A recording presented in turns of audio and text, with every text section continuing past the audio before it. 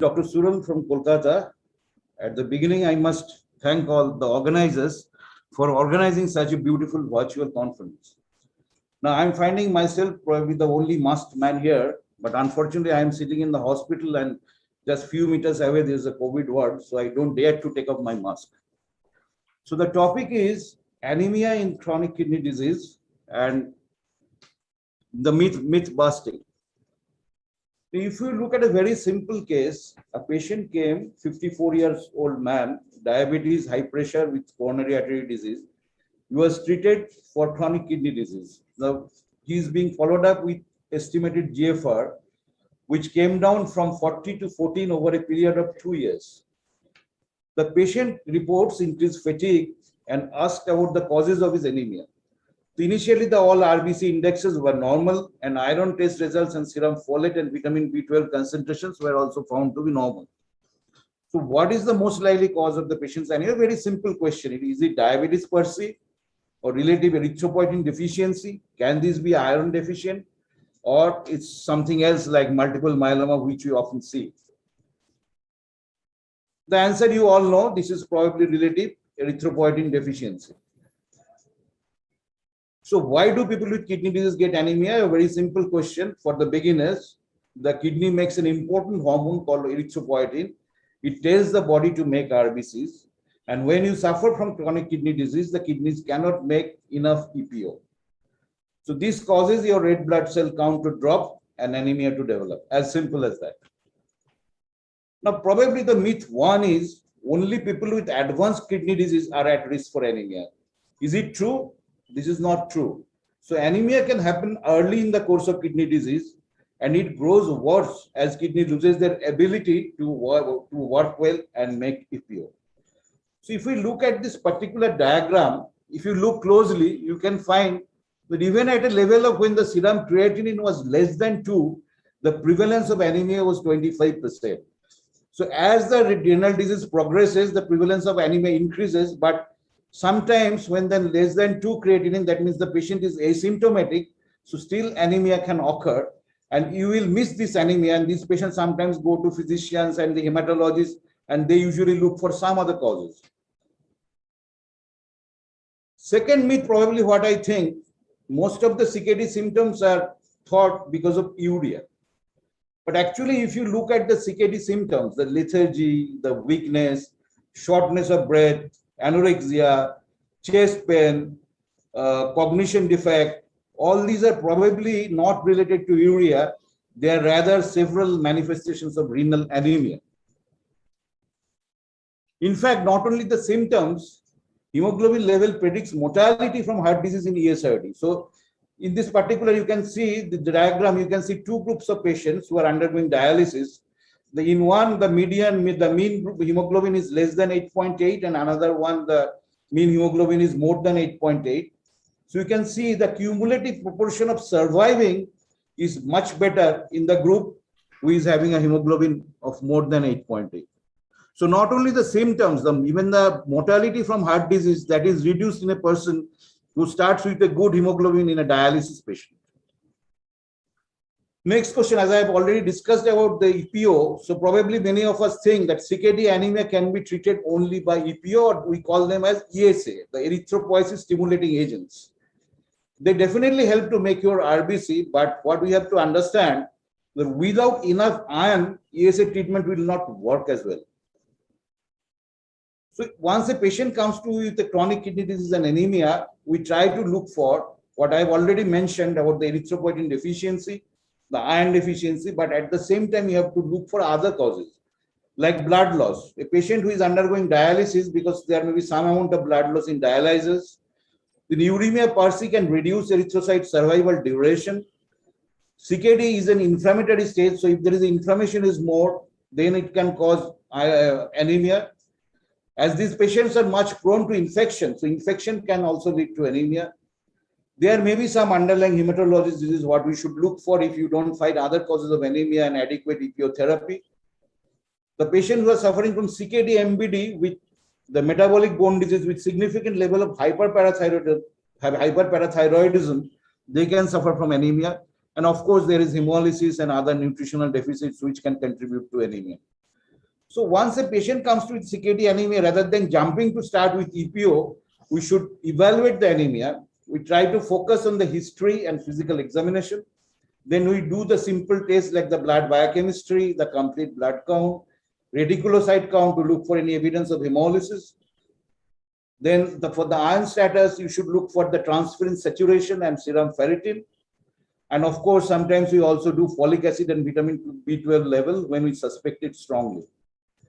The initial guideline was probably to keep a serum ferritin of around 200 and transferrin saturation more than 20%.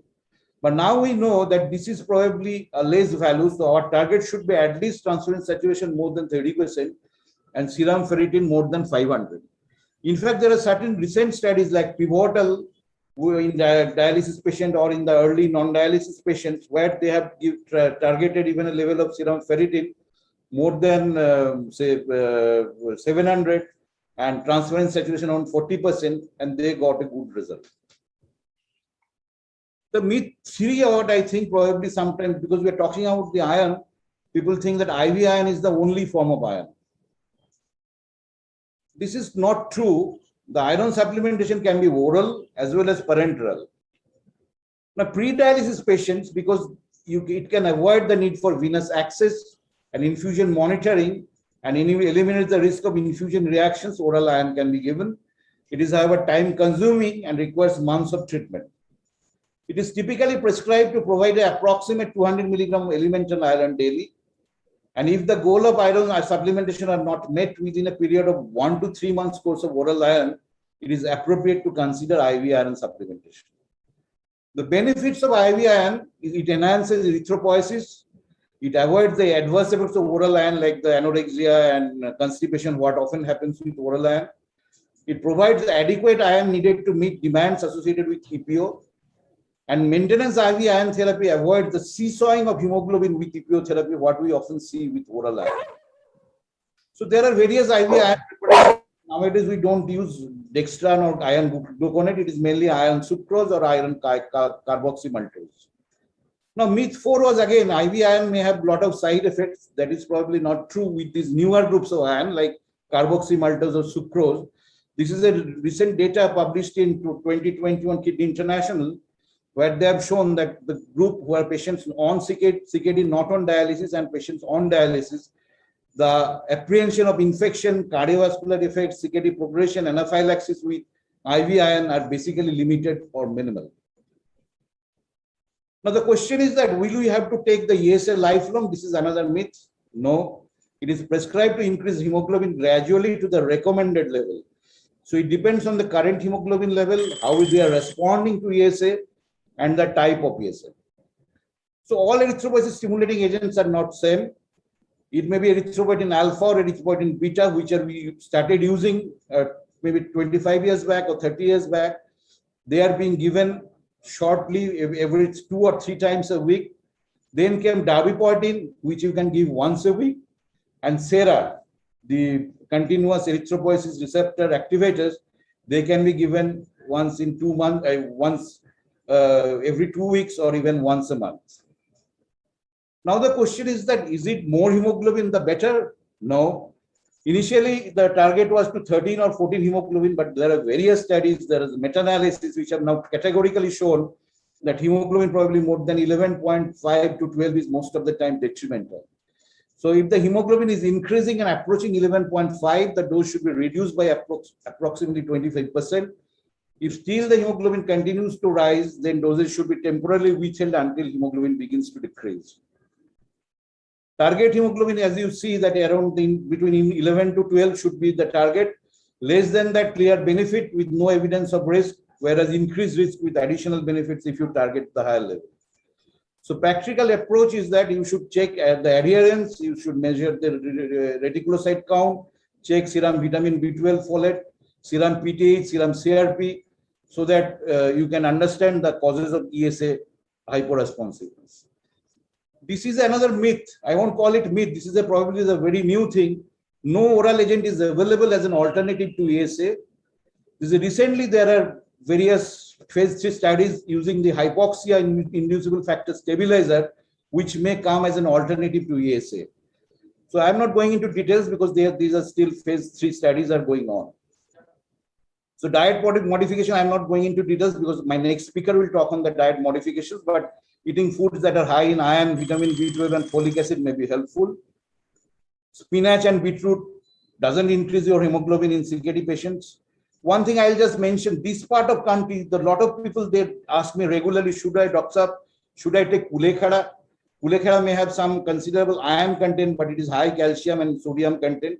So probably it is not useful in a patient who is having the cause of anemia is basically pure deficiency. Pomegranate is high in potassium and problematic for CKD. Sometimes they ask for the red lettuce because of its color, but red lettuce color is not because of the iron, but rather it is because of polyphenol oxidase.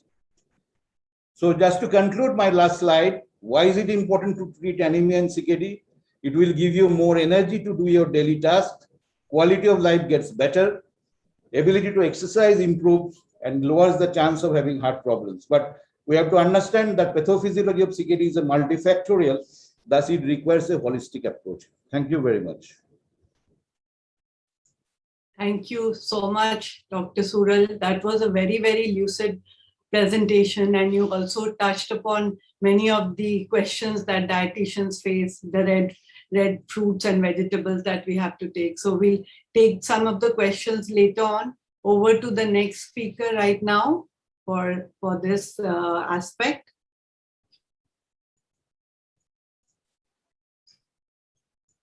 Yes, we have Anika with us. Anika is there. Yes. Sorry, I'm not able to switch on the camera. There's some technical glitch, but I would like to start my presentation. Is my screen visible? Yes. Yes. Okay. Okay. First of all, at the outset, I would like to thank Dr. Khanna, team SRNM Con, Dr. Jagmeet Madan, President IDA, and Ms. Zamrud Patel, ma'am, President IDA Mumbai chapter for this opportunity. Without wasting time, I will start the presentation. After the lucid presentation by Sir, I would quickly jump to the myths. And that is, first myth that I would like to deal with is red color fruits and vegetables are rich in iron. Often when patients come to us, they have, relatives or their family friends or Google or at times, different sources which makes them feel that red equals to the color of blood, and they just start having foods which are red in color. And the favorite one is beetroot, pomegranate, even apple in some patients I've noticed it. Now the thing over here, you can clearly see that the iron content of each of the fruit is negligible. Okay. Yes, beetroot and pomegranate do contain folate, which they are rich source of folate. So yes, in folate deficiency, they still can be working, but certainly not in iron deficiency anemia. Apple is poor in terms of its iron and folate content, whereas if you look at the potassium and phosphorus content, specifically the potassium content of beetroot and pomegranate, it is very high per serving of fruits or vegetables. So in iron deficiency anemia, practically these foods are not really going to help. They in fact may increase the potassium content. So actual rich sources of iron are following, that is in cereals, that is amaranth, that is rajgira or bajra, and then many sprouts, particularly chana or horse gram or moong, matki, soybean. So many of them are rich sources of iron. The thing in these food is that they are also rich sources of phytates, and these phytates have shown to actually inhibit the absorption of iron. But as we said that sprouting is one of the most important and effective methods of reducing the phytate content of the food, and that increases the absorption of the iron. Now you can see some of the green leafy vegetables, particularly the moringa leaves or amaranth leaves or other palak or methi. Those are also shown to have good amount of iron content, but they at the same time contain yet they do contribute to good amount of iron. Some of the oil seeds that we can see over here, like till or niger seeds, they are good source of iron as well. And kaleji, or among the non-vegetarian foods, particularly now based on the IFCT value, liver or kaleji is a rich source of iron. Now, as we know that the absorption of iron from vegetarian sources ranges somewhere up to 12% as compared to non-vegetarian foods, which is much higher. Having said that, there are many studies who have shown that use of lemon or vitamin C along with iron increases the absorption of iron even from the vegetarian sources. Next myth that we would go to is anemia and CKD is exclusively due to erythropoietin hormone deficiency. Now, sir has already said that there is if there is iron deficiency anemia, oral iron supplementation has been started. As dietitians, we have to do a thorough assessment of the patient's renal profile, CKD stage, okay, their electrolytes. At the same time, many patients with CKD have underlying malnutrition. Their protein intake has gone low because they again have a lot of myths, their electrolyte, their fruits, milk, everything, all the foods which may be rich in iron, they may be eating low. So we need a thorough assessment, and we need to check along with iron also what is their protein intake, because protein intake also improves iron absorption. So protein, B12, iron, vitamin A also to an extent is important. Vitamin C is important. So check for all these foods if the patients are taking them in good quantity and what is their nutrition status, and build them up not only from the iron point of view, but also from the energy, protein, and holistic nutrition status point of view. So can we take them liberally? If the patient has iron deficiency anemia or folic B12, can they be included liberally in CKD patients? Most of the iron-rich foods, vitamin C-rich foods, many of these foods, vitamin B12, they are also rich sources of potassium and phosphorus. So calculate and include iron, vitamin C-rich sources, keeping in mind protein, potassium, and phosphorus distribution always. And if a patient is maintaining potassium and phosphorus, yes, you can include iron, vitamin C rich foods in the diet.